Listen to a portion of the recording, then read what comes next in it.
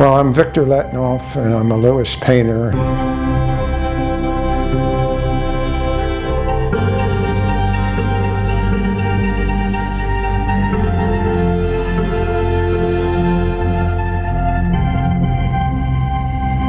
Now, much of what I do is preceded by a series of drawings and perhaps a period of research.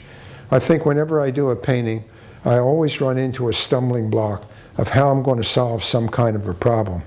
And so what I try to do is to work it out by taking a sketchbook and sitting down and just sketching out the various thoughts that I have and how I want to do it. And here's an example of a setup with the sketches, and I go through the books. I could find numerous sketches to try to put that together. The ultimate painting came out like that. But I oftentimes run into problems in trying to decide how I want to handle color or how I want to handle light and things like that. And as I said in the beginning of this interview, we are the things we talk and think about. And I talk about them old masters. And so you can look at the library and you can see very strongly that I have a library of people that help me out as I go along on a painting. Vermeer, I use oftentimes. Lefeld, I reach back to many, many times. Velasquez and the Dutch painters, the Flemish painters that are exemplified by Vermeer, and try to work out my problems in those paintings. Before I go out to paint a landscape in the outdoors, and it's a cloudy day, I may get out Constable and take a look at how Constable handled clouds on days when there wasn't too much light, and then put the book away, go out to the outdoors and do the painting, or normally do the sketch because I'm a studio painter, do the sketch, take a photograph, then come back in here and compile a larger painting.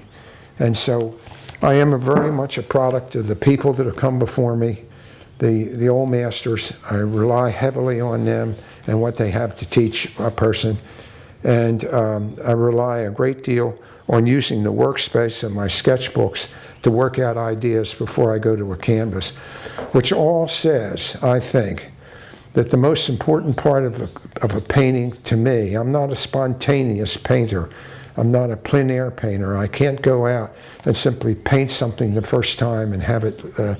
The art to me is more like John Singer Sargent, to spend a lot of time making a painting work and making you think that it was spontaneous, but in reality there's been a lot of homework and a lot of effort going into the design of it and the placement of it and things like that.